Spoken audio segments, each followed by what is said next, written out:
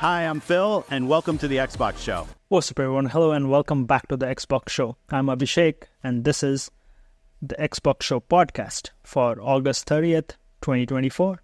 In this episode, we'll talk a lot about the new and amazing gameplay we saw from Avowed and Starfield, talk about the amazing booth that Xbox had at Gamescom, and a lot of creators got access to actually go in and play Avowed. We got to play about one mission, I should say, a level of the game about an hour or two in. And yeah, we got to see behind closed doors of what Indy looks like. And obviously, I would have preferred if we got to play Indy as well. But this time around, it was just taking a look at it. But yeah, without further ado, let's jump right into Avowed, which for first of all, Avowed looks amazing. Initially, when Avowed changed directions, you remember the first showcase of 2020, where Avowed looked really, really amazing. And then we saw an art direction change in the first actual in-game trailer that we saw. Initially, it was a very grim, dark universe that we saw when we were looking at the CZ trailer from 2020 Xbox Showcase, but 2022, I believe. Yeah. And then it looked like a very vibrant world, a very different world than the one we were expecting. And I was not alone in that. I, along with a lot of others, felt that, this is not the direction I hoped the game to go into. But Avowed looks really, really great, actually. Gameplay is really well defined. Different classes, you have different... with all of these different classes comes different play styles, and all of that is supported through skill trees and all of that. But let's just start with how the world looks. The world is very vibrant, as we said. The world, as you can see on the screen right now, it's a really, really vibrant world. But it is not in-your-face vibrant. It is beautiful, it is colorful.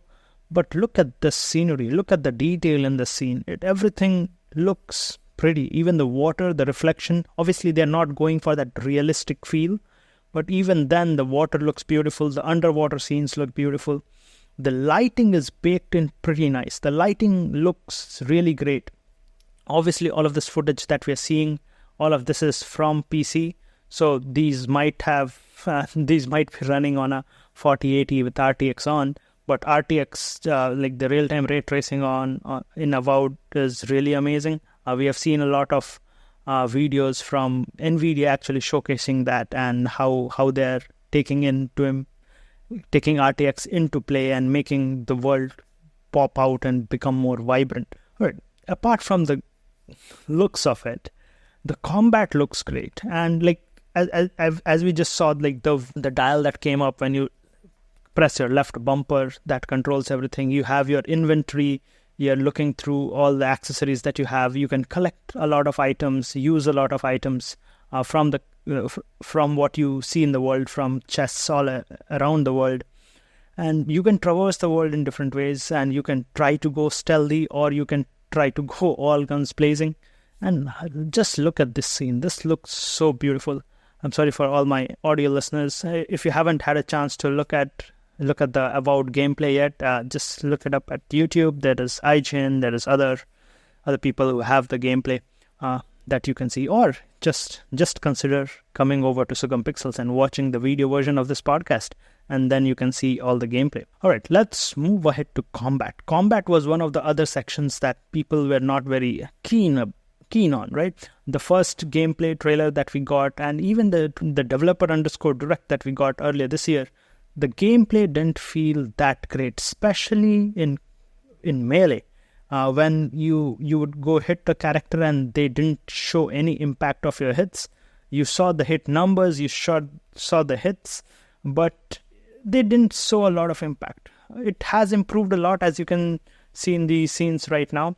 The combat is great. There are a lot of loadouts and skills that you will be using, and obviously your companion comes in play in that combat.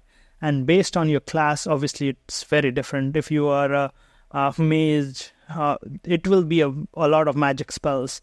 But if you are a melee person, you'll go in full guns blazing and just using your swords and axes. All right, let's talk about that gameplay for an instance. I talked about loads, outs, and skills that you'll be working on, but there is a lot of fluidity in the gameplay. The only caveat, as I say, is when we are playing melee. Melee looks better than what it was initially, but melee still doesn't look great.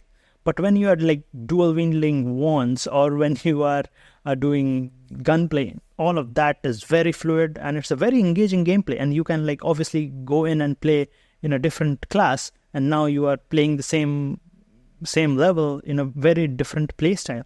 You can use spells, you can use your wand, you can use your pistols, you can use your swords, and your partner or your companion is there to help you all along the way. Even now, when you see like you can change loadouts pretty much during gameplay. As you can see here, we are using some magic spells, and then we are using our sword. The sword gameplay still feels a little janky to me. It's not great, but still a big improvement from what we saw before. All right, as I said, classes are great. Every class has a specific skill set, specific weapon. So for example, you are playing as a mage, you will do great. If you're playing as a barbarian, you'll be mostly doing melee, and you will have a very different play style than the one that you had as a mage. Another thing that I really liked about Avowed is sometimes games just don't focus a lot on the guns. So all of these guns, even though they have different names, they feel a lot similar. Here there is a lot of unique options, a plethora of weapons that you can use, and all of these weapons have different abilities, different passives. So you will be mixing and matching, finding your own play style, and still having a great time with it. And obviously this snippet that we're seeing on the level that we are playing here is just a small section of what we'll see. And obviously we can replay the same sections as a mage, as a barbarian, and you'll see a very different approach to the same level. And that's where the amazing level design comes in. This Obsidian has put in a lot of effort and time into the level design, and you can choose which way to go. For example, you can find these crevices and secret caverns that you can go in through and be a stealthy gamer. On the other hand, you can also go in full guns blazing, kick through the front door. And as I said, we have a lot of unique weapons and a lot of different abilities that you can pair with the weapons. And all of that combined with this awesome, really awesome level design leads into a really great quest design. Obviously, you're looting throughout the universe, taking stuff while, and then basically you are either putting it in a journal, you're in your character improvement or your ability skills. So you're doing that on the fly and change. And as I said, there are a lot of stealthy gameplay elements. Like for example, there are a lot of secret caverns that you can slip in, and if you go in through those caverns, then you'll not need to face as many enemies. You'll face a small amount of enemies. And in the section that we got to play, there were a few cutscenes, not a lot of them. The cutscenes looked rendered pretty nice. There was a lot of enemy variety. We saw large giant spiders. We saw these crazy lizard guys, and a lot of skeletons. Skeletons is the most common enemy type, I would say. And then you have all of this awesome gameplay elements, all of these enemy variety and your weapon variety. All of these create an amazing gameplay perspective. From a gameplay perspective, all of these create an amazing experience for you as a user. And I am really excited about Avowed now, especially because it is releasing in February next year. So there's not a lot of games coming out around that time, and I'll have a lot more time to play Avowed. Other than just the gameplay, in the interviews, the Obsidian team has mentioned that Avowed will have almost 50 plus ending sites. So you can obviously replay the game and then get a different ending every time. So it's a game that you can play multiple times. You can keep playing in different classes. Obviously, you play through different classes. You play through different skill sets. You use different weapons. So they gave you a different variety of approaches for sure. And then the choices that you make in each level, that results in a different ending. So the way I understood or I heard is that a zone in the game there are a lot of zones in the game, and each zone has a set of different endings. So you can be just changing one small element in the zone, in the story ending, and then that might impact your entire playthrough, which is amazing. And at the same time, I will be a little more stressed about all the choices I make. So that's about combat. Combat is great. I really like it so far, except that melee might need some improvement. There's still time.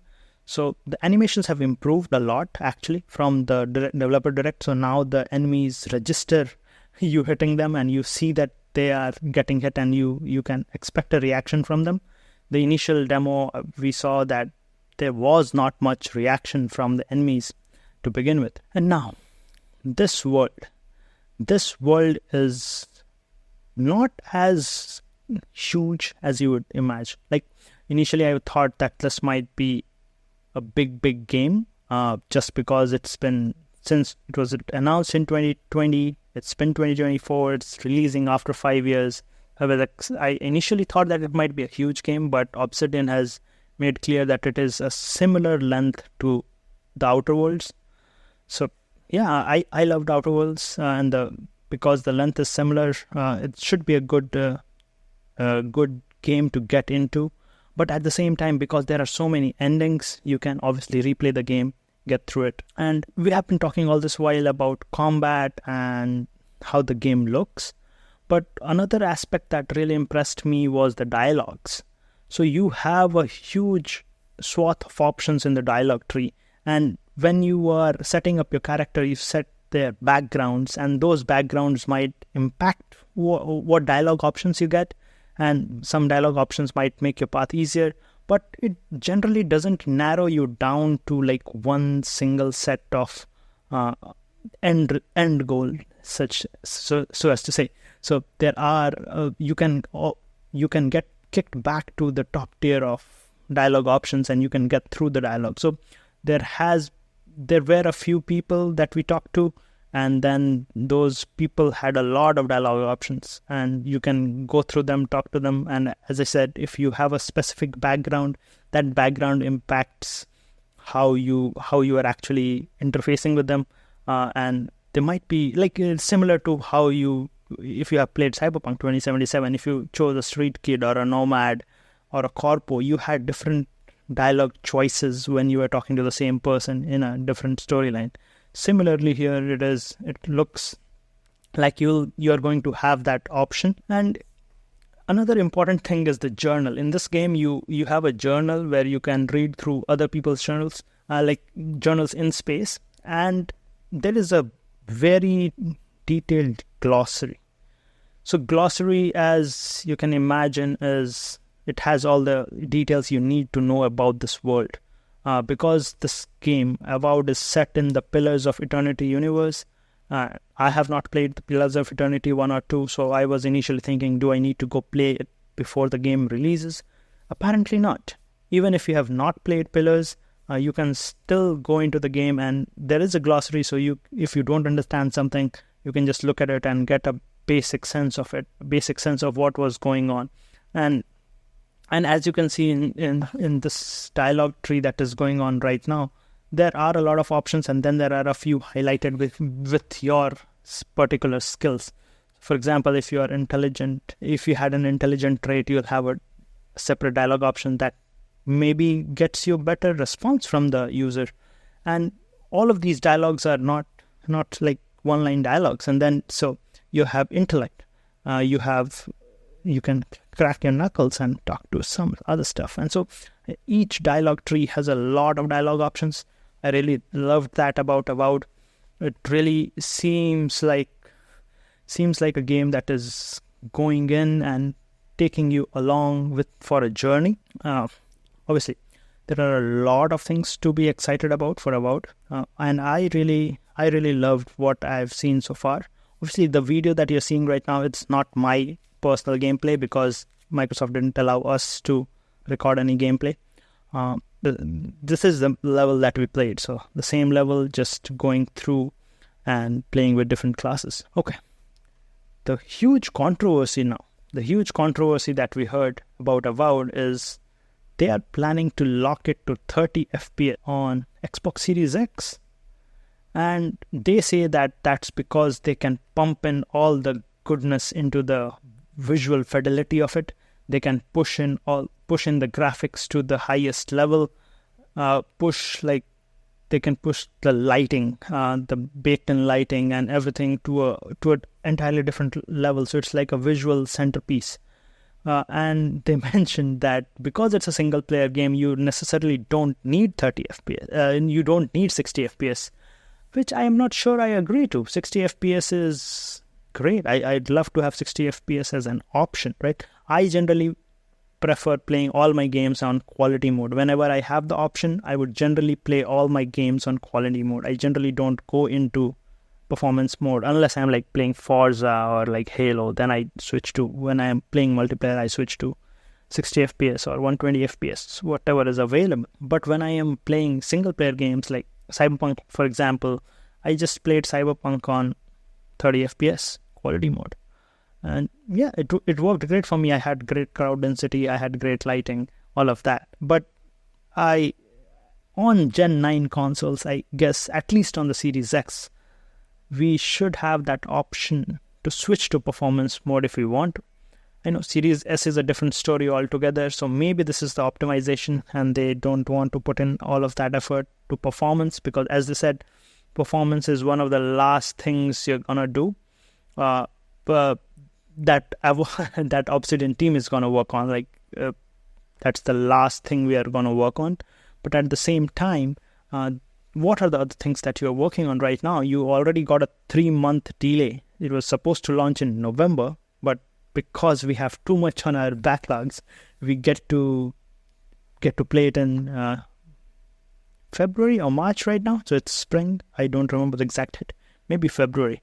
So yeah, that's a whole different ballgame. Maybe they are still trying to improve combat. Maybe they are still trying to improve some part of the storyline.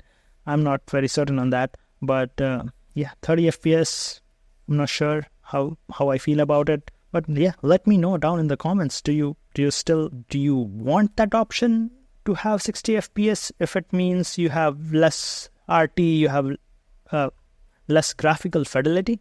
Or would you rather just play on 30 FPS with greater visual fidelity? So yeah, that's all about Avowed.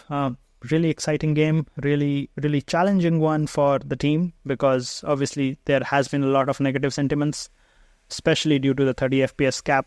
Otherwise, it was all going great. The gameplay looks good, the visuals look good. The dialogue options, especially, I'm blown away by the dialogues. They really look great. And there are other small interactive pieces, like the statue that we're seeing in the scene right here. There are a few knobs around the statue. If you play with that changes the gameplay a little bit. You can skip a few fights. And yeah, even look at all of this wood. This looks so detailed, so beautiful.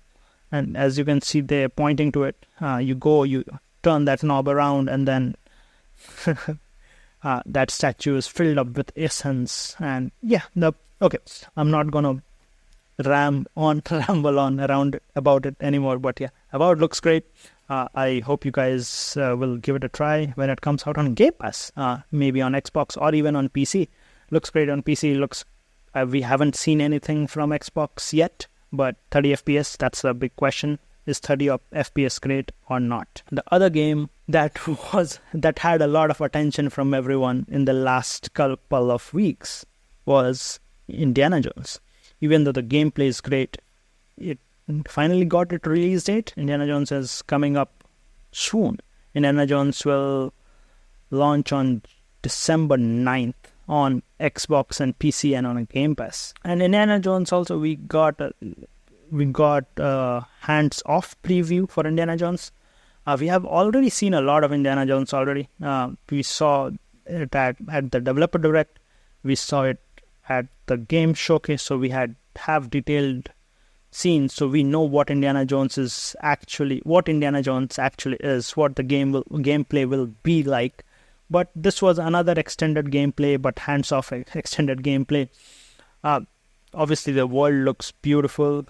It pulls you back to Indiana Jones. If you are one of those millennials like me who grew up seeing Indiana Jones, I remember watching Indiana Jones, Planet of the Doom, Temple of Doom. Yeah, Indiana Jones and the Temple of Doom. Even though the last Indiana Jones movie didn't do great, it has a lot of nostalgia. People my age and maybe older than me. And yeah, if you look at the gameplay looks great. It has a lot of cutscenes from what we have seen so far. A lot of cutscenes, but all of these look rendered and really, really good fidelity, really good image.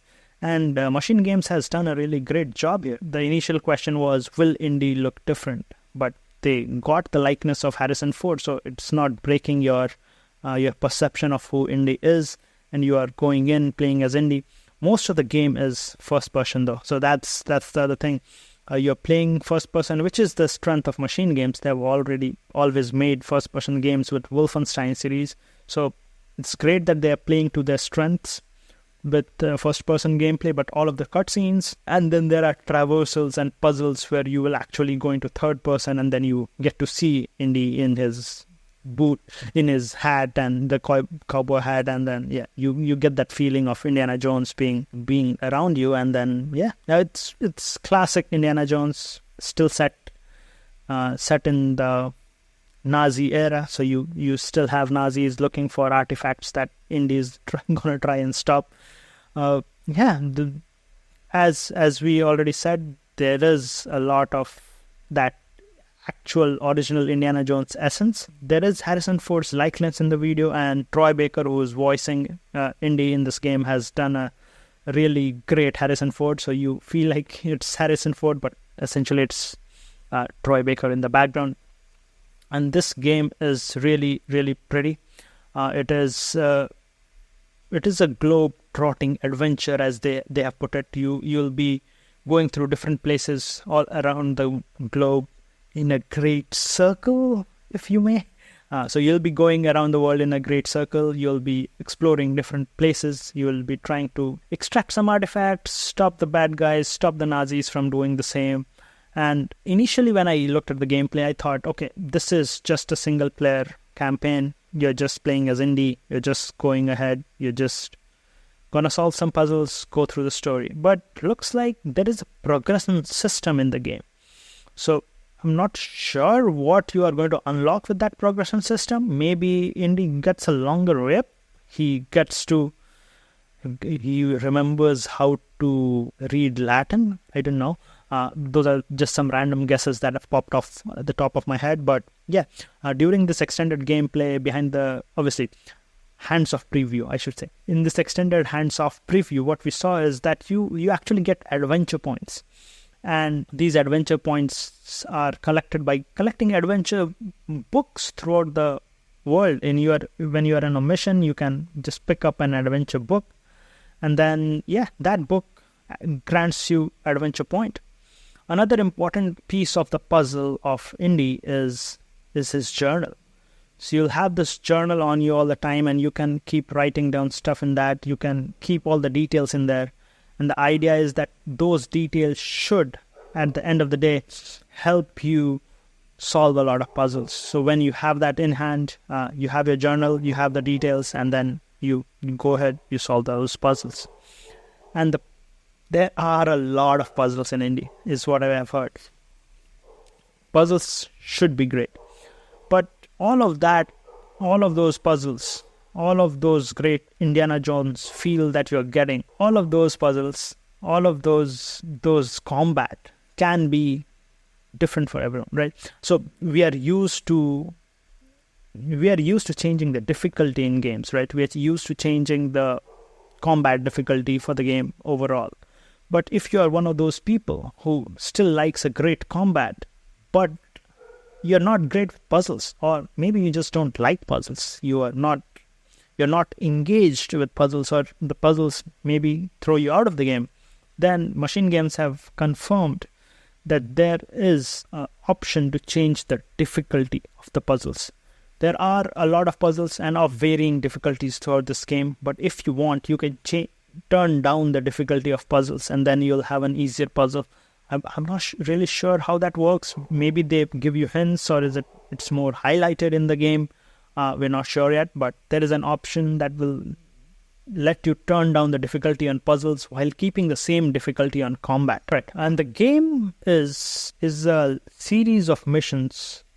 It's mostly a linear gameplay, but then it has side missions and a lot of open areas throughout the game. And if we are going to talk about the length of the game, Machine Games has said that this is their longest game yet. So if we take Wolfenstein games, for example, they were like 15 to 20 hours. So I'm hoping this hits 20 hours, or it's a little higher than 20 hours. Obviously, when you're not skipping through cutscenes, because this game looks like it has a lot of cutscenes. And as they said, there are a few side missions that you can choose to do or skip, and these side missions can be up to an hour long, is what they said. So there might be a few side missions that are up to an hour long. So that will be interesting. You're going on this great journey, on this great circle. What else are you gonna do? And going back to my earlier point of progression, so the way I was thinking, why I was saying that it's just a longer whip or you will learn an ability to read a language, is because Indy as a character himself is a professor. He's an archaeologist. He's not Wolfenstein. He's not gonna go all guns blazing. So maybe he just has his trusty pistol and a whip. There will be a lot of punching, and that we have seen through the trailers. There has been a lot of punching in Indy's, all of the Indy's trailers, and you can maybe with the help of his whip and his small Indy revolver, you'll just go on a more stealthy kind of gameplay. You won't really go in all guns blazing. He is, after all, a professor, not a soldier. So, all right, that kind of brings about what I felt from that preview. It looks great. I'm super excited, super pumped for this game. This is the first thing I'm playing in December when it drops. Everything else moves off my calendar. Everything moves back when Indy drops. It's really looking great, shaping well. About a 20-hour game, hopefully. They said that's the longest game that Machine Game has made. So about 20 hours is what I'm hoping. And then, hope for the best. I hope this game turns out pretty, gets good meta scores. Microsoft has been waiting for a great hit for a while. So I was hoping that this is gonna be it. Indy is gonna be that hit that makes people buy Xboxes. But that has changed, because at Gamescom, that was the one more thing for Indiana Jones. They announced that Indiana Jones is going to be coming to PS5 in spring, which really throws me off the boat here. I'm like, Microsoft, for the last decade, you were trying to get games, you were trying to get Xbox on the map, you're trying to get games that will make people buy your console, make people buy Xboxes. But now, even before the game is released, you have already announced that it is coming out on PS5. So even if there were people who were thinking to buy an Xbox to play Indy in December, they're like, okay, I might as well just wait 4 months. It will be available on my platform. Why do I need to go out and buy an Xbox? And why do I even need to subscribe to Game Pass and play it on my PC if I can just wait 4 months and get it on console? A lot of people are just comfortable in their ecosystems. And if you don't give them a good enough reason to move, why would they move? So, Indiana Jones, Great Circle, coming to PS5 in spring of 2025. The only thing I was really, really surprised by is, obviously, there were going to be a lot of questions about it. And the way that Phil answered these questions about Indiana Jones coming to PS5 was I was not satisfied with those answers. It feels like Xbox is more about finding players for their games than finding people to come and play Xbox. I don't want to be shouting doom and gloom here, but Microsoft has had a bad track record of doing that. I had so many games, obviously mobile games, but so many games purchased on my Windows Phone. And all of that purchases are now gone because Windows Phone does not exist anymore. I had put in so much money in like Temple Run Doom, Temple Run Oz, and all of those games just disappeared. I have the entitlement, but I can't download it because it's not available. I bought Halo Spartan Strike. Yeah, a lot of those games. So, anyways, let's just listen in on what Phil had to say when asked about it. We also saw the news about PlayStation as well, which is really cool. I'm really interested in that. So I want to know how this connects back to Xbox's perspective on how and when this approach happens to other titles. I mean, I'll start just saying Machine Games is doing such a nice job with that game. I thought it showed really well. And that's the most important thing is quality of the games, teams that are getting support that can go build the game. And it was just nice. The long gameplay segment that they had, I thought was fantastic. Going to the PlayStation announcement, obviously last spring, we launched 4 games, 2 of them on the Switch, 4 of them on PlayStation, and we said we're going to learn. We said we'd watch. I think at Showcase, I might have said from our learning, we're going to do more. Mm-hmm. What I see when I look is our franchises are getting stronger. Our Xbox console players are as high this year as they've ever been. Amazing. So I look at it and I say, okay, our player numbers are going up for the console platform. Our franchises are as strong as they've ever been. And we run a business. Like, it's definitely true inside of Microsoft. The bar is high for us in terms of the delivery that we have to give back to the company because we get a level of support from the company that's just amazing in what we're able to go do. So I look at this, how can we make our games as strong as possible? Our platform continues to grow, both on console, on PC, and on cloud.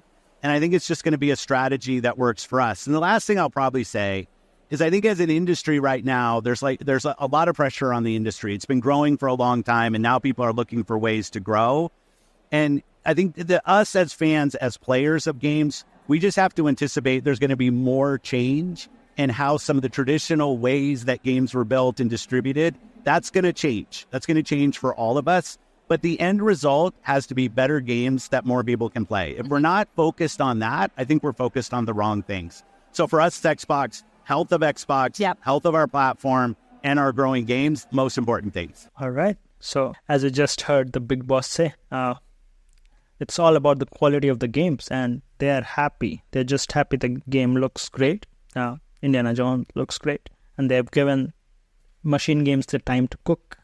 They've given them the time to polish the game, and they're hoping that all of that polish and that effort can easily be ported over to PlayStation 5 and make a few more bucks on it. He also highlighted that earlier in this year, they launched 4 games, and they said that they will learn from it. And at the game showcase, they said that they have learned from it, and they're still learning, and we might do more games. And this is the first step towards that new strategy that Xbox is gonna play with. You also mentioned that Xbox player base is stronger than ever. They have the most Xbox players this year than they have ever had, which is great. But then what does that really mean? Why do you even need to sell your games on PlayStation now if you have enough of a player base? My guess is that player base doesn't really exist for Indiana Jones, because Indiana Jones is a Xbox Series XS only game, and a lot of the Xbox player right now might still be on Xbox One or even 360. The 360 store has been deprecated now, so they're only playing the games that they were already paying. But yeah, they just said the highest number of Xbox player that they have ever had, but that includes all Xboxes, so the Xbox consoles. Another thing, they said that their franchises are stronger than ever, which again doesn't really align with Indiana Jones, because Indiana Jones is a Lucasfilms IP. Indiana Jones is not their franchise, and if they're launching on PlayStation, that's just money. They're not growing their franchise. You're growing Lucasfilms franchise. At the end of the day, the main thing that he mentioned was that the bar is high for Xbox at Microsoft, and they are making games. They have to make it profitable. They are essentially a business, and they want to make sure that their games keep growing, their platform continues to growing, and and their franchises continue to grow. But there's a lot of pressure on the industry. That is the other thing that you mentioned. There's a lot of pressure on the industry. We have seen this throughout this year and last year, a lot of layoffs throughout Xbox, PlayStation, and all the major players in the gaming industry. There have been a lot of studio closures, a lot of big companies selling off studios. But yeah, all of that puts a lot of pressure on the industry. And Phil says that he believes that there are a lot more changes that are going to come. You are going to see a lot more changes to the traditional distribution method of games, and he anticipates that there's a lot more change to come, and that everyone wants more players to play their games. And at the end of the day, this is all about the health of their franchise, health of their game, and the health of Xbox. I'm still not sure how that's all about the game health of Xbox, because if people are playing it on the PlayStation 5, who's buying Xboxes? If you're shipping all your games, if you're going full slate, if you're publishing Halo and the next Gears on PlayStation 5, why is anyone gonna go buy an Xbox? If your $500 box plays more games than my $500 box, I'm gonna buy your $500 box. Well, that's Phil. He had promised us that the games that are porting won't be Indy or Starfield, but now Indy is here. But obviously you can go into the caveat that he said that the first 4 games are not gonna be Indy and Starfield, and it's not the first 4, it's the 5th game. So, all right, I guess this is all about Team Phil or Team Satya, right? Xbox is trying to make more money, and Satya is trying to make more money. It's a business at the end of the day. And maybe Xbox is just ahead of its time again. Xbox got a really bad beating on Xbox One when they talked about always online and the DRM thing. And now that's just industry standard. Even PlayStation is using it. Everyone is using it. But at that point, it was a big pain point. Maybe it's the same thing happening. Maybe we'll see PlayStation publish games on Xbox, but highly unlikely, given that the recent Lego game, they are publishing it on all platforms except Xbox. The Lego Horizon games, I mean. So maybe it's just Satya that this makes sense to, because obviously you're getting in a lot more money, a lot more financial help to Microsoft, and obviously they would love more money coming into the coffers. They have to, at the end of the day, talk to their investors, satisfy their investors. So yeah, maybe it's all about the money, and I just hope that Xbox doesn't become the next Sega, because we all know what happened to Sega. Sega is a big publisher, a multi-platform publisher today, but Sega Dreamcast, their last console, just died because they were shipping their games on every other platform because the Sega Dreamcast was not selling enough, and they wanted to keep making money on the games. Eventually, their own platform died. I just hope that doesn't happen on Xbox. And at the same time, we are pushing our own game on PlayStation, while there is talk of this huge game. Black Myth Wukong is the biggest game of the year, and the first thing we know about that is it is not coming to Xbox because of a optimization issue. But Paul Tassi from Forbes has good sources and has confirmed that Black Myth Wukong isn't on Xbox yet due to an exclusivity deal with Sony. Sony paid money to help optimize the game for PlayStation, and in exchange of that, they asked Game Science to keep that game off Xbox. And this is not just one publication. Kat Bailey from IGN has also corroborated the story from Forbes. She mentions in the story that their source denied that Black Myth Wukong is not on Xbox due to an optimization issue. There was a leak going around during Gamescom that there is a memory leak issue on Xbox, and that's why the game has not been certified and has been delayed indefinitely. And delay in certification and optimization is why we don't have Black Myth Wukong on Xbox today. But two big players in the game have independently corroborated each other's story, saying that Black Myth Wukong is not on Xbox due to an exclusivity deal with Sony. And Sony or Game Science, neither of them has made a single comment about it. But if you look at the statement from Game Science in June, they said, we are currently optimizing the Xbox Series X and X version of the game to meet our quality standard, so it won't release simultaneously with the other platforms. We apologize for the delay and aim to minimize the wait for Xbox users. We will announce the release date as soon as it meets our quality standards. And obviously, people understood. People said, okay, the Xbox Series X is great, but there might be an issue with the Xbox Series S, the smaller sibling. And it was an issue with Baldur's Gate 3. They could not get split screen running on that. And for that, it was delayed. And then Microsoft worked with them, and Microsoft said that we are working with the studio to get Baldur's Gate 3 on our platform, and we are helping them in every way possible to optimize the game. And even the studio said that they are working with Microsoft to optimize the game. But in the statement, Game Science made no such comment that they are working with Xbox and Microsoft to optimize the game. And at the same time, when people asked that question to Microsoft, to Xbox, they said that we are excited for the launch of Black Myth Wukong on Xbox Series and X and are working with Game Science to bring the game to our platform. But we can't comment on deals made by our partners with other platform holders. This is key. They said that back in June that we can't comment on deals made by our partners with other platform holder, which is Sony, but we remain focused on making Xbox the best platform for gamers, and great games are at the center of that. But now you are shipping your own game to PlayStation 5, the same platform holder that is holding Wukong captive, that is holding Wukong exclusive onto their platform. Sony didn't have a great chain of games this year. There was essentially no games from Sony except Concord, which was a massive flop.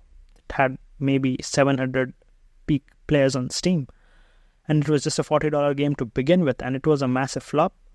The next game is Astrobot. That might be good. I've heard good things about it, but that's a kid's game. It's a platformer. It's not a big AAA game. So Sony might have just thought, okay, this is a great game that a lot of people will be playing, and especially in China.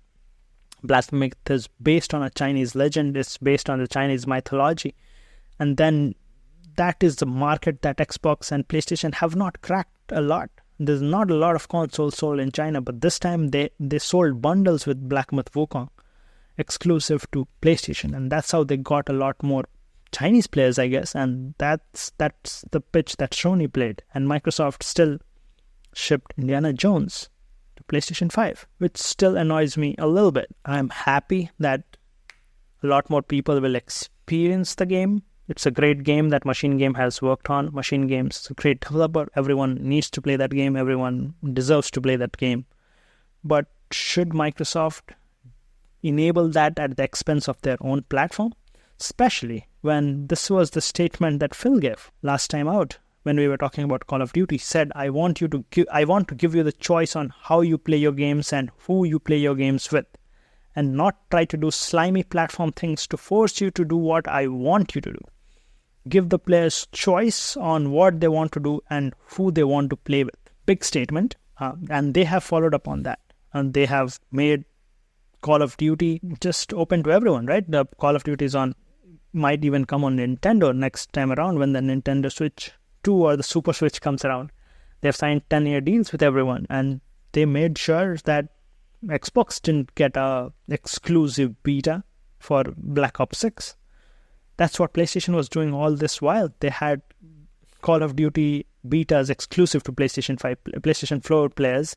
They had missions and skins that were exclusive to PlayStation 5. Even on the Harry Potter game, Hogwarts Legacies, they had an entire quest that was exclusive to just PlayStation. So that's the crazy part, is Microsoft is still throwing that olive branch even after knowing back in June that Wukong was going exclusive with Sony at the last moment. It was not a game that Sony helped develop initially. It was not a game that's from Sony first party. It's a third-party game that was already announced for Xbox, and Sony went in and threw money at them and got an exclusivity deal with them. Whilst Microsoft and Xbox is pushing their own first-party games multi-platform and releasing them 3 months after the launch of their own on Xbox. So, which was very strange to me. If they had announced this in January, maybe it made sense because everyone who wanted to play it on Xbox had already gotten it. Anyone that there might have been a great uptick on Xbox sales this holiday season. People might have bought Xboxes to play Indiana Jones. It's looking like a great game. There's a lot of nostalgia behind that franchise, and not a lot in the young generation, in the Gen Zers, but a lot of millennials and older people. They really love Indiana Jones. And this looking like a great game, and all of that is just at a point when you're just shipping that game to PlayStation 5. But what happens when all the Xbox games run better on the PlayStation platform?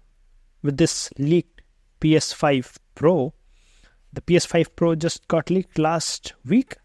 It's expected to be announced in the first week of September or first half of September, which is just around the corner.